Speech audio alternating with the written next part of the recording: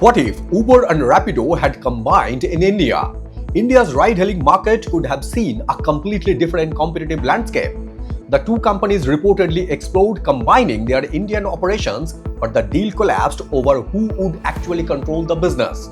Hi, this is Indranil and welcome to the Spotlight Media and Technology. Let's decode what happened and why this failed deal matters for competition, mobility, capital efficiency, and ESG. The discussions reportedly took place in May during Uber CEO Dara Khosrowshahi's visit to India. Uber proposed bringing the two operations together, with the Rapido team potentially running the combined entity. The logic was straightforward. Both companies were spending heavily competing in the same market.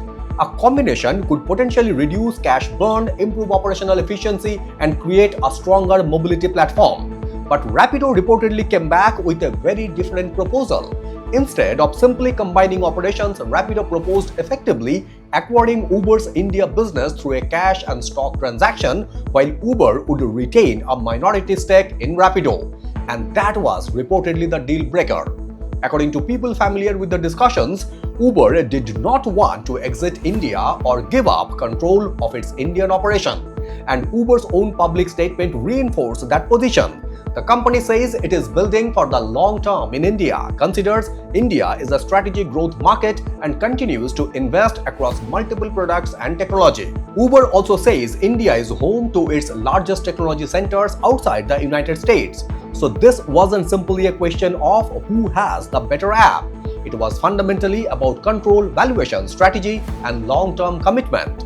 The talks are particularly interesting because Uber has previously exited a major consumer internet business in India. But this time, its message appears different. India is strategic.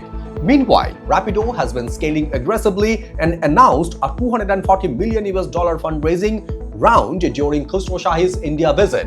So both companies appear to see significant value in India's mobility market, but their preferred routes to scale were fundamentally different.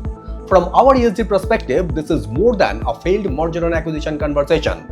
It highlights governance and sustainability of the business model. Can mobility companies compete aggressively while managing cash burn? Can consolidation improve efficiency without reducing consumer choice? And can growth remain economically sustainable while creating value for drivers, customers, investors, and cities? The bigger lesson is simple. In the platform economy, scale matters, but control, capital, discipline, and stakeholder value matter just as much. The Uber-Rapido talks may have failed, but India's mobility battle is far from over.